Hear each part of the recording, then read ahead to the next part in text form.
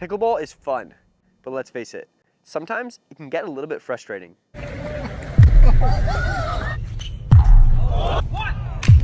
Bad manners and poor sportsmanship can ruin a great day on the court. So to keep pickleball fun for everyone that you play with, make sure you know the rules and etiquette I'm about to take you through. I highly advise that you follow them all when you play so that we can keep pickleball a stress-free environment. To start, I'm going to go through the most common rules that you need to understand. Then at the end of the video, I'm going to go through some rapid-fire rules that are a little bit more specific. The first rule, guys, is something that you've definitely heard before, and it actually applies to the normal rules as well as the unofficial rules.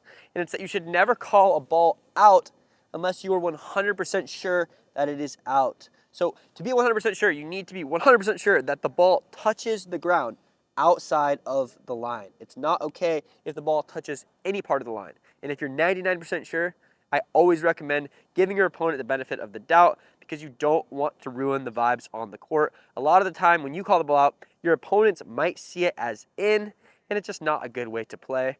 Also, making close calls very rarely will actually win you a game. It only usually happens once or twice a game. You win games by being better than your opponents, not by making close calls. The next thing to consider about this is that if your partner calls the ball out and you think it was in, a good rule of thumb is that you should try to overrule them. So you should say, actually, I think that was in. I think we should give them the point. It might cause a little bit of animosity with you and your partner, but if they're mature, they should be fine with it. On the flip side, if your opponents call the ball out and you think it's in, usually I don't recommend arguing with them or asking them if they're sure. If it's just practice, it doesn't really matter, and it might raise the tensions if they disagree with you. So generally speaking, I wouldn't argue with your opponents if they make a bad line call. We're trying to keep things on the court civil. We're not trying to start arguments. And guys, another thing that's very bad etiquette is watching our videos without subscribing to our channel. But seriously though, we really appreciate all of our subscribers. And by clicking the subscribe button below this video, you'll be suggested all of our new videos which are designed to help you get better and have more fun on the court. The next rule, guys, is that it's usually not a good idea to give your partner or anyone on the court unsolicited advice unless they ask. So if Kennedy misses and I'm telling her, you need to do a better job with your dink about getting your wrist back, or I'm saying stuff like that, in my head, it might seem like a good idea and I might feel like I'm helping them, but to the other person, it might feel annoying and it might feel like I'm pressuring them and they might feel like they're playing bad because I'm giving them so much advice. So usually you should resist giving your opponent or your partner too many tips throughout a game because it's just not a very good vibe on the court and it can get annoying. Another thing to keep in mind is that you should never get mad at your partner when they miss. So if Kennedy's missing, I'm yelling at her, or I'm just being mean to her because she's missing, she's not going to want to keep playing and it's going to make her feel bad. If your partner misses, the best thing that you can say to them is next point, don't worry about it, or good try. You don't need to be angry at them. They're already going to feel bad that they missed. It's not like they're coming out here and losing on purpose. They're trying their hardest. Never get mad at your partner. Give them words of encouragement, or you don't even need to say anything. Just make sure that you two are being positive together and you're trying your hardest to win the game. The next thing that you need to keep in mind, guys, is that you should never be a sore winner or a sore loser. So what is a sore winner?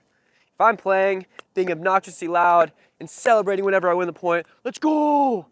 My opponents are probably getting a little bit frustrated because losing is never that fun, even when you're, in a fun rec game, right? You don't want your opponents to be celebrating. I shouldn't be making fun of my opponent when they miss. When you win, don't brag. Don't be too loud and obnoxious. Just be, civil and don't make a huge fuss about it.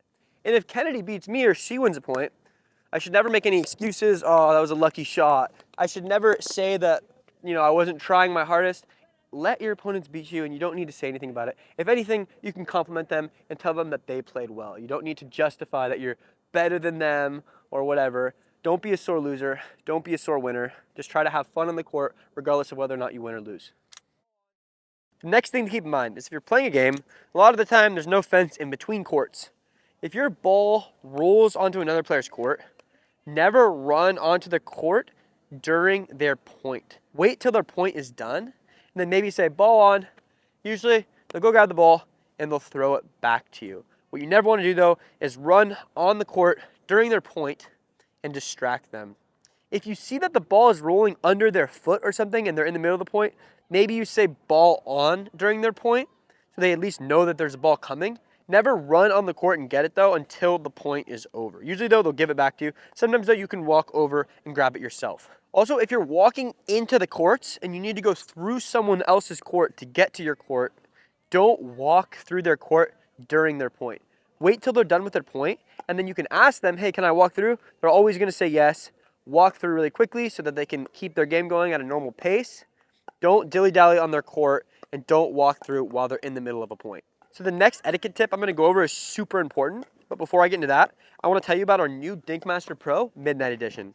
So this is exactly the same thing as our blue and red Dinkmaster Pro, but we blacked it out on both the Dinkmaster and the Speedmaster side for a more sleek look.